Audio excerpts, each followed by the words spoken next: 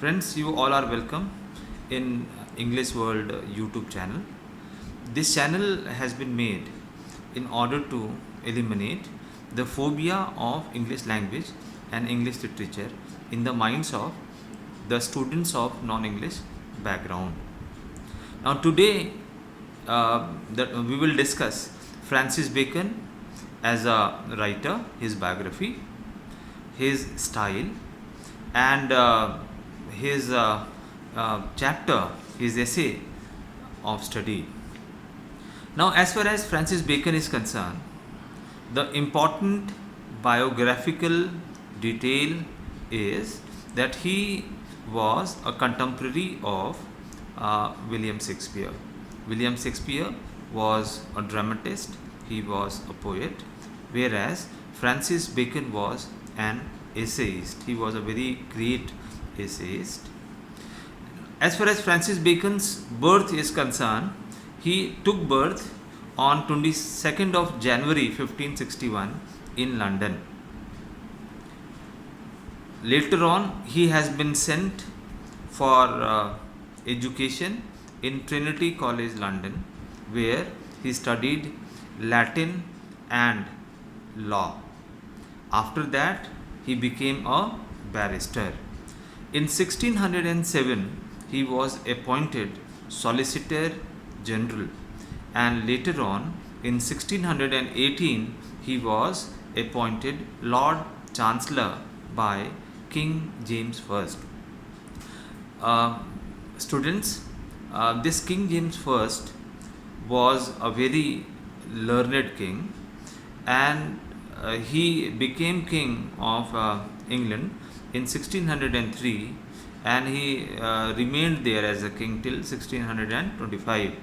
Now his tenure as a king is known as Jacobean age, and in 1611 we all know that on his behest only, on his guidance only, that authentic version of Bible was translated from Hebrew to English language. So, as far as Francis Bacon is concerned, he was a lawyer by profession, and he was appointed by King James I as the Solicitor General. Now, Bacon's philosophy is very innovative, very different.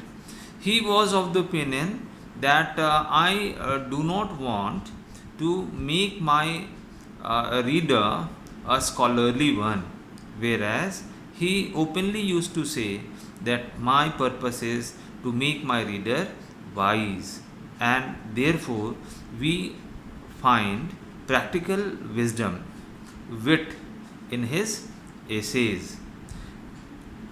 Now, since he was a lawyer, therefore the incorporation of logic is very much there in his essays. Now, the essay which we will deliberate is of study. This of study has been published by Francis Bacon in 1597, which has been further revised by him in 1612. Now, as far as his style is concerned, he believed in the power of compressing, means he used very few words, and because of that his essays are very smaller in length, usually 1.5 page or 2 page or 2.5 page, not bigger than that. And he always used aphoristic style. Terse means very few words, minimum number of words are used in order to convey details or in order to convey wisdom through his essays. Now, since he studied Latin in Trinity College, therefore on and off we also find the use of Latin word in his essay. Now, as far as of study is concerned, in this important and brief essay, Francis Bacon outrightly started delineating about the importance of study in our life. Francis Bacon is of the opinion that basically study is used for three purposes. The first purpose is entertainment or delight. The second purpose is that study enriches the sophistication, the beauty of our language. And the third purpose is that study enhances our ability. Therefore, if we study appropriate books, our not only our ability but also our language, enhances. And when nobody else is there to talk to, then in such a scenario we use books in order to entertain ourselves. But he cautions that studying too much or taking every answer from book can be suicidal. He says that to spend too much time in study is sloth. He is of the opinion that books are very important in one's life, but we cannot negate the importance of experience in our life altogether. He says experience matters because our life is just like a natural plant, and the purpose of study is that it is just like a pruning. So when a natural plant is pruned, then it becomes very beautiful. Similarly, as far as our personality is concerned, our personality do have some amount of innate strength, but study prunes that innate strength of ours and makes our life, makes our persona quite pleasing.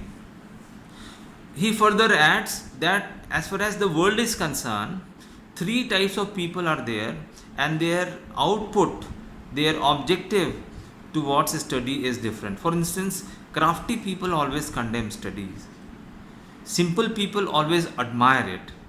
But Francis Bacon is of the opinion that we should neither become crafty nor become simple.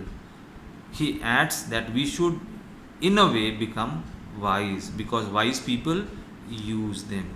So we should become wise, and we should use study for our own development, for our own benefit. He further cautioned us that studying does not give us the license to contradict or to confute, and studying also gave us some amount of strength, and out of that strength we should not believe or take things for granted quite easily. So skepticism is associated to rationalism. If we are rational, we become rational through studying only, and if we are rational, then we have to suspect, we have to interrogate, we have to question, and questioning matters.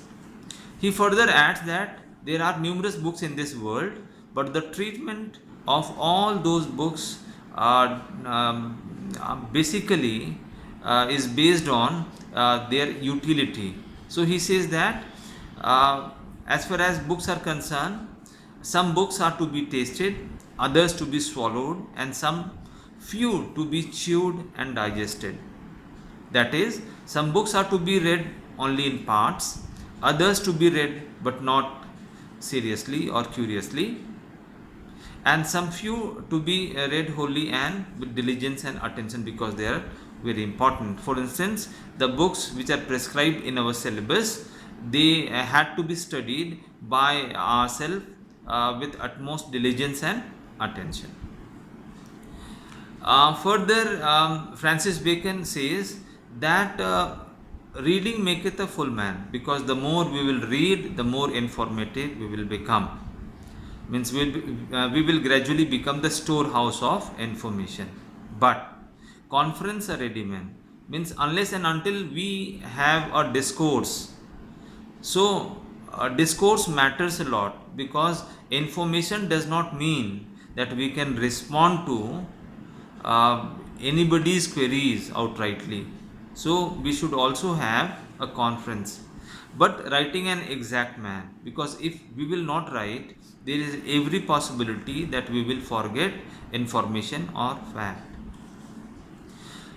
Francis Bacon further adds that books are very important in our life, because books also acts as a panacea. Panacea means medicine. For instance, if we have a headache, we take medicine. If we have stomach ache, we take medicine. If we have digestion problem, we take some other medicine. Means as far as our problems are concerned, our problems warrants different panaceas. Similarly, he is of the opinion that people vary, means people problems vary from one another. For instance, if somebody wanted to become wise, he should study history. If somebody wanted to become imaginative or witty, he should go for poetry or poem. And if he wanted to become very subtle, he should study mathematics. If he wanted really to become very deep, he should study philosophy. If he wanted to become grave, he should study religion. Therefore, people must analyze as far as their weaknesses are concerned, means what is their taste and what ultimately they wanted to become. So he is of the opinion that we cannot negate the importance of exercises in one's life, because exercises makes us healthy. For instance, bowling is very good for eliminating stones from our body. Shooting helps us energizing and revitalizing our lungs. Riding helps us, the blood circulation in our head. Similarly, he says that if we are unable to focus our attention on book, then for such character, for such student, mathematics will help. Or for instance, if we are not able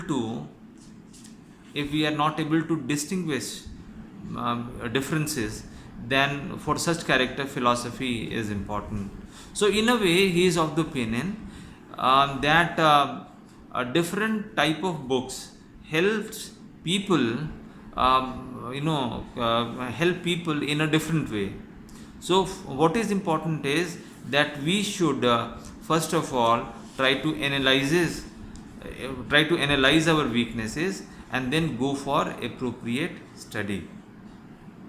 So this is all about our assessment of Francis Bacon and about the assessment of his studies.